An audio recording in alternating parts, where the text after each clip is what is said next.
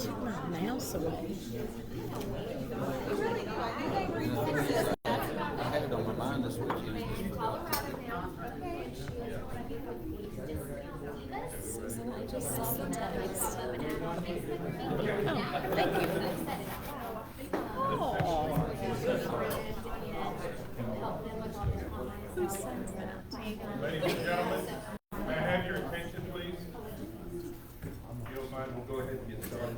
I'd like to open up, call this meeting of the Harrison School District session for December 2024. If you don't mind, I'd like to start with a prayer. Father, thank you again for this opportunity that you give us each day. What a beautiful day you provide us each day. And thank you for these students and the staff of this district and this community. We hope during this very special holiday time that you're with everyone, especially our students, that you keep them safe and continue to grant the blessings that you give us each and every day. We ask these things in your name. Amen. Amen. Pledge of allegiance. Tonight we're lucky, we have a couple guests with us. We have BCLIs here. We have 5, is that right, 5? 4 of you. 4 of you. So if you guys, if you don't mind, would you kick us off with the Pledge of Allegiance, please? Allegiance to the flag of the United States of America and to the republic for which it stands, one nation, under God, indivisible, with liberty and justice for all. Correspondence recognition. Yes, tonight we have some recognitions we would like to give. And Mr. Dupre, would you join me, please? Amanda Dupre has been a rock star in our district in 2 different villages. She's been with us at middle school and did an outstanding job with Mr. Wilson.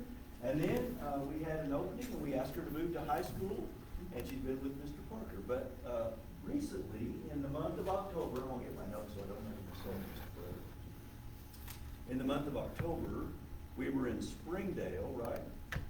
Yeah, for Ozark Media Arts Festival. And on day 1, they had some instructional components and they had some competitions at that. And then on day 2, which is on Saturday, then we had some awards. And you received an award, correct? I did. Yes, Ms. Dupre received Art Teacher of the Year Award, representing our district and herself for her outstanding work. And we wanted to recognize her tonight for that. And on the pictures on the screen, you can see her receiving her check and being supported by family and friends. So, Ms. Dupre, we want to say thank you, and we appreciate all that you do in our district. Thank you.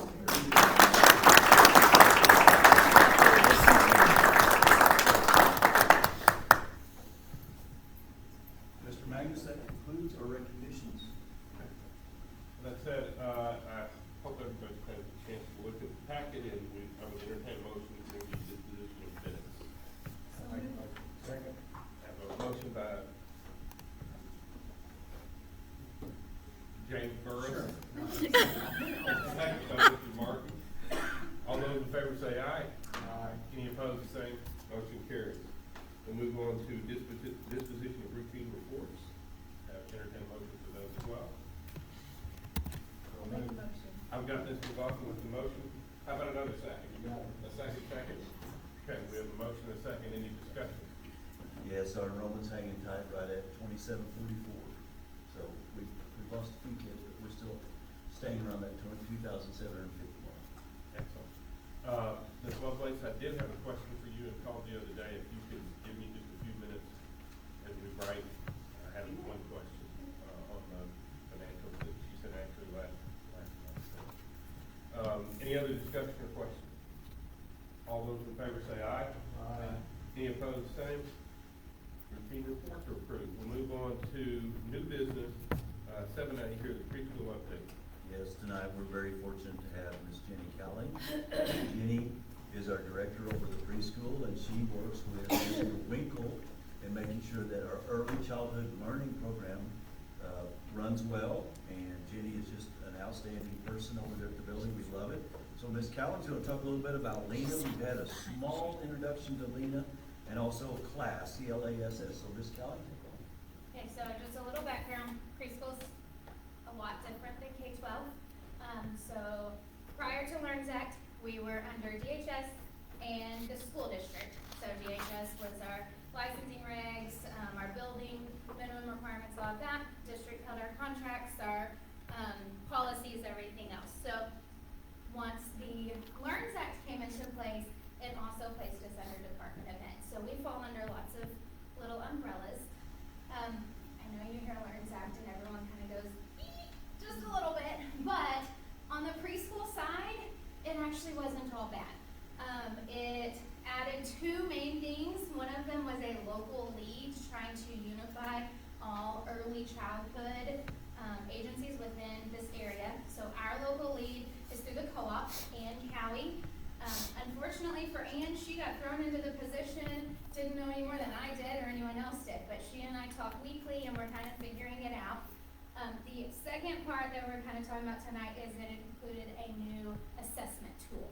So our old assessment tool was Eckers, not a student assessment. This is building and staff assessment. So it was Eckers.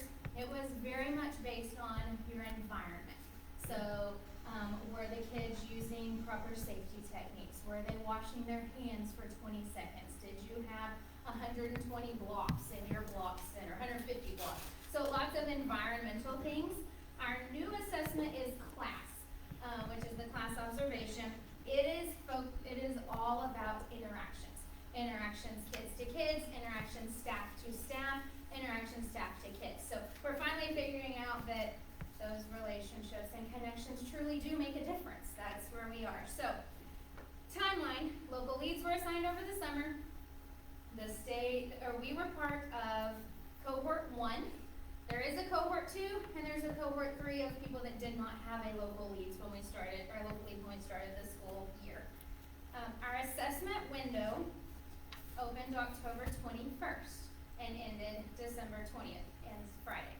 Well, what's funny about that is on the very first day of our assessment window is when I actually hosted the class training. There was a PD day in district, so I hosted our staff and several local places that came here to hear about it for the first time. So, the assessment window's already open, but we got to hear about it that day. So, we ordered materials, everything that day, so I kind of feel like we rushed in and might not have been as prepared as we could have been.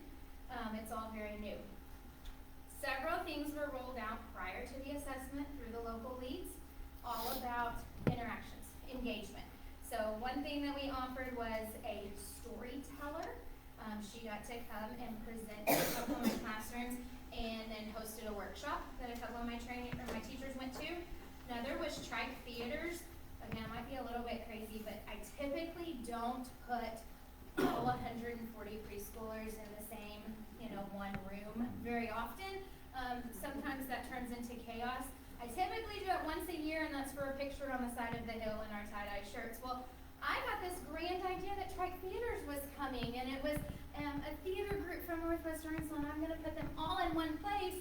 And then I walked in and I went, wow, okay, this is going to be interesting. It was two guys that pulled up in a truck and started unloading things, and I'm like, here we go. Y'all, it was fabulous. They were so engaged with my kids.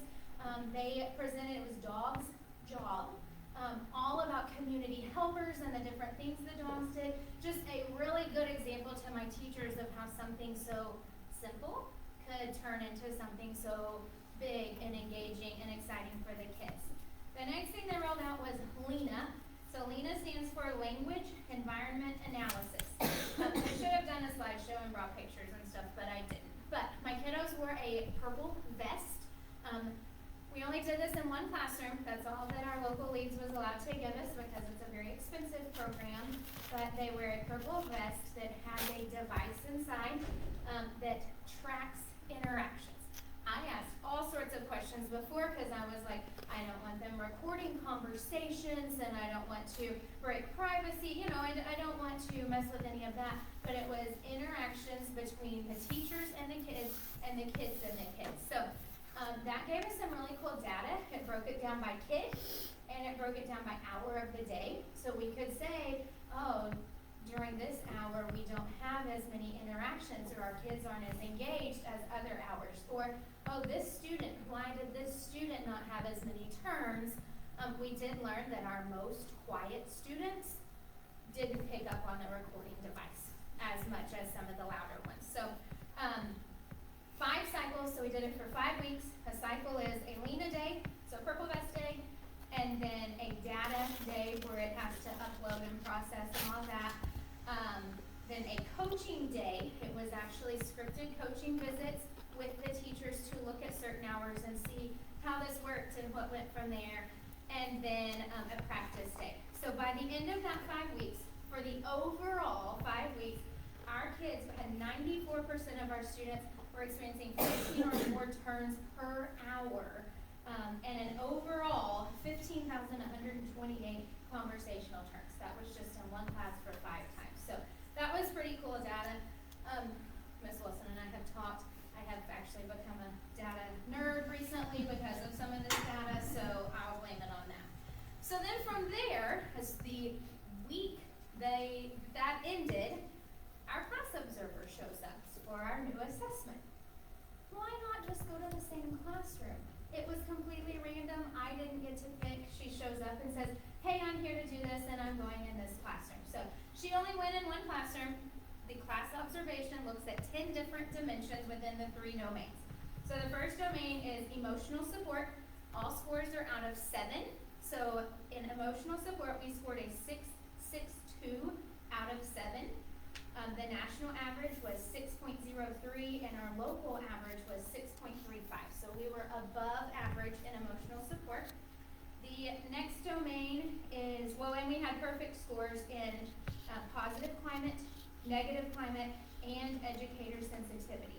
So I look at that, and I look at that Lena data, and I'm like, that's why, because we're engaged with our kids. In classroom organization, we actually scored a 6.67 out of 7. The national average is only 5.78, and the local average was 6.25. So we were still well above that. We had a perfect score in productivity on that one. And then in instructional support, the local average is 2.94. So it's still out of 7, so it's much, much lower. Our average was 2.83, so right there at that average. And then the local average was 3.05. So they're all really close. That is the area we're going to go focus on now, on seeing what we can do to improve those scores, what we can do to improve the assessment and all of that. So lots of positive things, lots of hardworking staff. Anybody have any questions or anything? So what's your biggest takeaway from the new assessment? That someone's finally listening to teachers and realizing that does it matter if there's 149 blocks instead of 150 as long as kids are learning and kids are engaged and kids feel safe. Because to us, that's what's most important. And that's what we invest in. I mean, those relationships. So your presentation shows your commitment and excited and knows what you're doing, and that's very, very My nice. department gets the best of me. That's okay. That's It is an fine. ongoing joke that I got excited about something. It's very positive and the numbers show that. Come to preschool anytime. Yeah. I have claimed for, I don't know how long I've been here, like 14 years or something, that it is the happiest place in district. There might be a lot of tears some days, but it's still a really happy place. Well, Bennett? Thank you. Appreciate it. We're excited. Just a reminder, we had preschool in 2017 when I arrived. It was a smaller format, and we're working well. And since then, the board took bold actions, and we changed an elementary school into a preschool full time. We added, I think, probably 60, 70 students. I think it's up to 140 now. And we were probably at 70 in 2017, so we doubled. And I think our educational platform there continues to build a good ground level of learning and reading, and I'm really proud of what they do.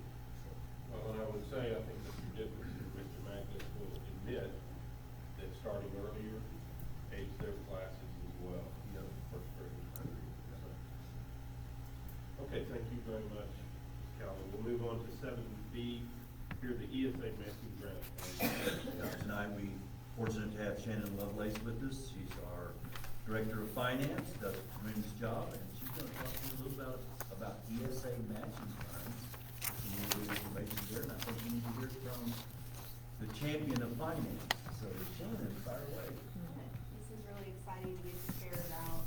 Back in 2017, when we were looking at making the preschool a standalone campus, the commissioner's memo came out talking about matching funds for ESA dollars. ESA is Enhanced Student Achievement.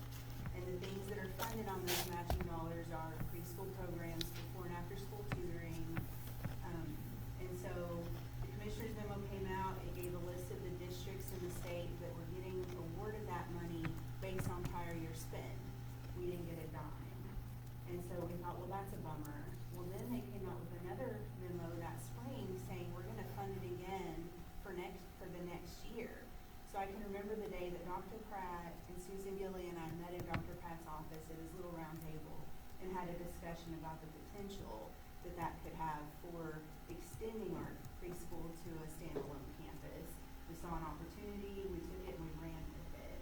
And it was a tedious process. They based the funding on the program code of the budget unit, which is a 16-digit budget unit. The program code makes up 3 of those digits.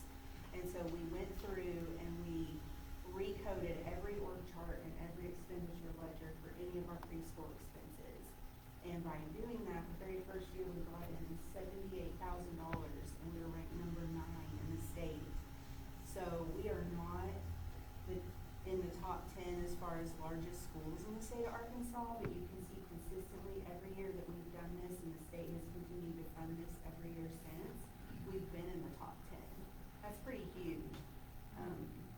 What ESA can spend on is you can spend it for supplemental resources like nurses, parapros for the library, additional teachers, additional counselors, things that aren't part of our standards of accreditation ratio of things. So if we have more of an FTE of nurse to our student size or counselor to our student size, we can put that surplus FTE towards ESA money.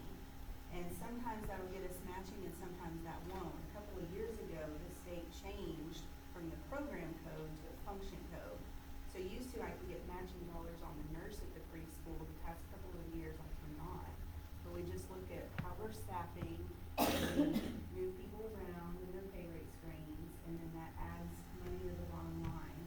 That matching money that we get every year, we can use that for dyslexia intervention, SPED mental health, things like that. And then that turns around, by moving the coconuts around, as we like to call it, it'll let us have unrestricted dollars in our operating fund to go towards other things. What's huge about this final year, they just had a commissioner's memo come out this month.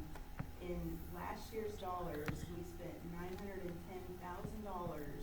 on ESA matching eligible expenses, which brought in $227,000 for this school year. It put us at number 3 in the state. Little Rock and Bentonville beat us. And number 3 is about the best we're ever gonna get because our categorical dollars that we get, which is professional development, alt ed, English language learners, and ESA, we only get a little over $1 million from the state on that. So trying to get this 25% rate of return, we're never gonna be the first or second place person because they're already getting more categorical dollars than what we are. So to be number 3 is pretty significant. What's also really special about that one is it put us at the $1 million mark on the total funding of this. So that was pretty amazing to do something like that in a 7-year time span. And I always enjoyed talking about this one with the administration because I can get such a great rate of return on this. Usually it's always been about a 25% every time, and you can't get that kind of rate on the P-card cashback or a CD at a bank, but it's pretty special. We've enjoyed getting to work on that together as a team. I think that's one of the reasons why I asked Shannon just to speak on it tonight is, while like a storefront around, you pass by in front of the house, you look at the outside and it looks great, but you don't always know what's going on in the inside. Our teachers and administrators trust us, but there's a lot of work that goes on when I see Mrs. Gilly and Debbie, Dr. Blines, Amber, they're all in Shannon's office. And when we talk about people and where we can place them, not as in buildings, but in function codes and staffing codes, they're maneuvering around to figure out how we can find a way to get matching funds kicked back to us. And while our principals don't see any change, they're in their building or their title person's in the right spot, but in the background on the books, they've been moved 3 or 4 times or different places because Shannon and our team's working together to figure out how can we get the most money out of this and pay back. And I thought it was really worthwhile that we had this as an agenda item tonight to realize that we're number 3 right behind 2 very large, run districts that are just enormous in size, and Harrison's the number 3 school in the district. And that's a kudos to this administrative team, principals all the way up, and title people, listening and allowing us to find the best way to put people in the right places. And I'm really proud of them. I'm very proud of them. Excellent. Any questions from the board to Shannon about that? No, we can't get that money next year, it ends, correct? I haven't heard anything about it. Actually, the commissioner's memo that came out with this says that it'll fund for next year as well. So we're looking at number 2 or number 1, either. I don't think it's gonna be possible. Just stay The- at 3. Just stay at 3 then. Yeah. I'd say number 1, there probably receives $6 or $7 million in some of those funds, and we're stretching to get to $1 million. So it's gonna be very difficult for us to outmatch them. So you're saying there's a chance? Yeah, right off the movie, yeah. No, I'm really proud of Shannon, and there's no recommendation, this is for information only, but I'm really proud of our team, and I really wanted her to present where we are in this category, go ESA matching funds. Okay. We'll move on to 7C, consider petitions for transfer. Yes, in your board packet, we have petitions for transfer that are presented. Administration recommends approval of the following outgoing transfers and endorse incoming transfers. Have a motion, please. I got a motion by Ms. Pope, is there a second? Got a second by Mr. Burris. Any discussion? All those in favor say aye. Aye. Any opposed, the same. Motion carries. Before we break for executive session, I just simply wanted to say, our gift to you is obviously a short agenda tonight. But in addition, we're I say this often during the year, at the end of the year, during the Christmas season, we are so blessed to have this school district and teachers like Amanda Gray, and the news that we have here with the grants and such. Please don't ever take it for granted, and we hope you have a great holiday from all of us. Thank you. Administration recommends the Board of Education enter executive session for the purposes of elections, resignations, retirements, transfers, and evaluation of the superintendent. May take us a while there, huh?